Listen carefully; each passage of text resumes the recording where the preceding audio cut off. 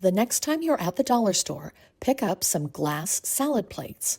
And if you search some drawers in your home, I'll bet you can find some paper napkins in a pretty pattern. Start by placing a glass plate upside down on a bowl. This will make your work easier. Using a wide tip gold paint pen, start to outline the rim of the back of the plate. I started with a thin outline and then decided to make the gold painted border a little thicker, so I went back and outlined the perimeter on the back of the plate again. Take one of the paper napkins and separate the layers. You will be using just the thin printed napkin layer. Pour some decoupage glue, like Mod Podge, into a small bowl and brush the glue over the entire back of the glass plate. Make sure you brush the glue onto the plate edges as well. Take the printed paper napkin and place it onto the back of the plate with the design side down. Carefully smooth the napkin onto the bottom and sides of the plate with your fingers. As you smooth the napkin onto the sides, you can make some intentional folds in the napkin so it molds itself to the curved side of the plate. Let the plate sit for about 5 minutes to dry, and then cut away the excess napkin with some scissors. Once the plate has been trimmed, brush additional glue onto the edges of the plate. Then brush a second layer of glue over the entire back of the plate. Repeat this same process with the rest of your glass plates. Let the plate sit for a couple of hours so the glue can dry completely. Now let's see the plates in action.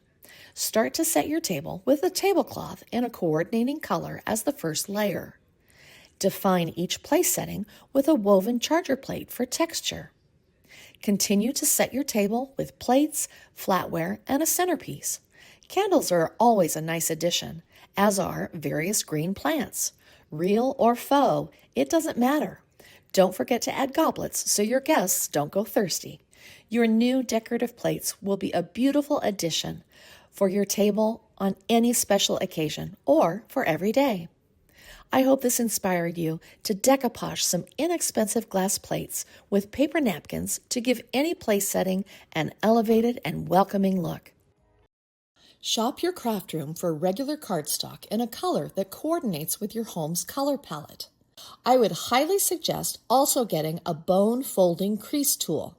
Lay a sheet of cardstock on a flat surface. Fold the sheet in half and press a strong crease into the paper using the folding tool. Unfold the sheet, rotate the sheet clockwise a quarter turn, and fold the sheet in half again. Then unfold the sheet and flip it over onto your surface. Now fold the bottom edge of the sheet to the middle. Crease the fold and then unfold. Turn the sheet a quarter turn and repeat this 3 times. At this point, the sheet will have 16 squares creased into the paper. Turn the sheet so the corners are at 12 o'clock, 3 o'clock, 6 o'clock, and 9 o'clock. Now fold each corner to the center of the paper. Unfold all the corners and rotate the sheet a quarter turn. Fold the bottom corner up to the 3rd fold crease that is straight up from the corner.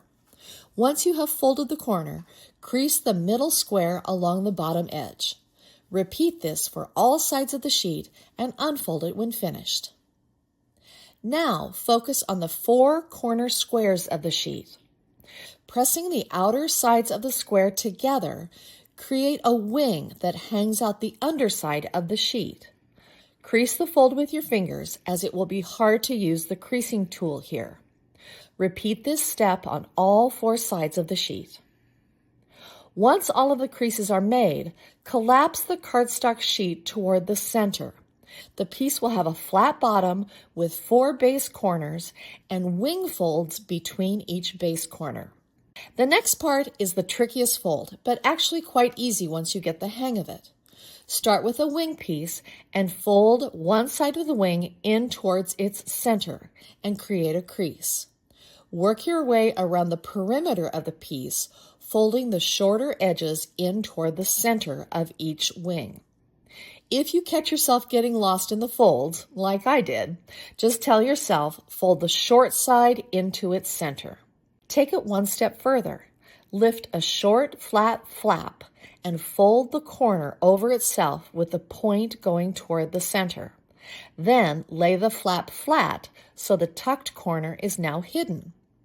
Work your way around the entire piece, folding and tucking the corners. Now place some heavy books on top of the flower for about 30 minutes to reinforce the creases. If one flower is good, multiple flowers are great. Fold a bunch of origami flowers and decorate using them in a surprising way. Take a peek at any room in your home and then look up. Bare ceiling, right? Not for long. Buy a box of balloon sticker dots and place them on the back petals of the flowers. This is all you need to adhere the flowers to your ceiling. Place the flowers in a pattern on your ceiling or scatter them randomly for a free-flowing look. No more boring ceiling and a great conversation starter for guests. I hope this inspired you to take some simple cardstock and create unique origami flower decorations for your ceiling. Grab an old book to make a unique decoration. Carefully slice 3 pages from a book. Measure and cut squares from each of the pages. The easiest sizes to work with are 4 or 5 inches. Working with one square at a time, fold in half diagonally, then fold in half again 2 more times. Repeat with the other 2 squares. Cut a small tip from the folded corner of each piece. Draw a half circle on the opposite side. It should look like an ice cream cone. Cut out the half circle and use that piece as a template to repeat with the other 2 pieces. When you open them up, they will look like 8-petaled flowers. Take one flower and cut out 1 petal. Take the next flower and cut out 2 petals. Take the third flower and cut out 3 petals. You should now have 6 pieces with 1, 2, 3, 5, 6, and 7 petals. Put the 1 and 2 petal pieces to the side for now. Use a toothpick or lollipop stick to gently curl the petals outward for a more authentic appearance. Starting with the 7-petal piece, use a hot glue gun to attach the cut sides. Repeat with the 6, 5, and 3-petal pieces. If the 3-petal piece is sticking up too high, you can trim the bottom. Use hot glue to attach the pieces, largest to smallest, staggering the petals for a more natural effect. Take the 2-petal piece and draw a thin line of hot glue. Gently place it in the center of the flower and open the sides till you get the look you desire. Make as many as you like and use them in various ways. You can make a bookmark by gluing another page from the book to both sides of a sturdy piece of cardboard. Punch a hole toward the top and thread the flower through, and secure with hot glue. You can attach 1 or more to a wrapped present. Use lollipop sticks threaded through the flowers and attached with hot glue to create a fun bouquet for a jar or vase. To start off this craft, we're going to go and cut a stress ball in half. To start our flowers off, we're going to go and roll out just about a 4-inch sheet. Now we're going to cut just about 3 to 5 pieces of this. I ended up cutting 5 pieces just to make it easier so I could go and shape everything. Now what I'm cutting is I'm cutting a point to the front of this, and then at the end I'm leaving it a little bit blocky. For these smaller flowers, I'm cutting just about a 3-inch piece of this crepe paper. I'm going to cut, again, just about 5 pieces of this. And to go and make these smallest petals, you can go and cut these pieces in half, and then go and shape them the same exact way as you did for the largest ones. Pretty much every petal, including also the leaves, which we will be cutting those in just a second, those are going to be the same exact shape as the petal. They're going to be pointed at the front and then have a little bit of a blockiness at the bottom. And here they are. Now that all of your petals and leaves are cut out, we're going to go and start to use some wire reinforcement. Now these sticks really are not too long. I think they're about 12 inches in total. So the largest pieces, which would be both the leaves and the petals, I'm going and taking this stick, and I won't have really any metal that is at the end. For these smaller ones though, I'm going and taking these pieces of wire and it's going to be just about 3 or 4 inches of the wire that's there, cutting it down, leaving just about an inch at the end. We're going to take that half of a stress ball, put some hot glue in the center, a small piece of a cut sheet of this yellow paper, which we're going to stretch and then glue in place. Now we're going to go and take just about 1.5 feet piece, cut this slightly in half, and we're going to cut these little lines down. And these should be every almost centimeter, maybe 1.5 centimeters or so. We're going to go and twist each of these cut areas. Now we're going to go and take some hot glue, put it around the half of the cut ball there. And we're going to go and lay this around the entire piece. Now we're going to go and start to glue the petals. 3 petals for the inner portion, and then 4 petals for the outer portion. But it also depends too on how much space that you have. After those are all glued down, which I did end up getting 3 in the center and 4 on the outer portion, then you can go and flip this over and start to glue down some of the leaves. I ended up using 4 in total. You could use either 3 or 2 of them as long as you space them pretty evenly. And when you flip this over, it really shows very well with all 4 of these leaves. For the center, I'm going to push all these wire pieces in, glue around the edges, and take some more green paper and just lay it over.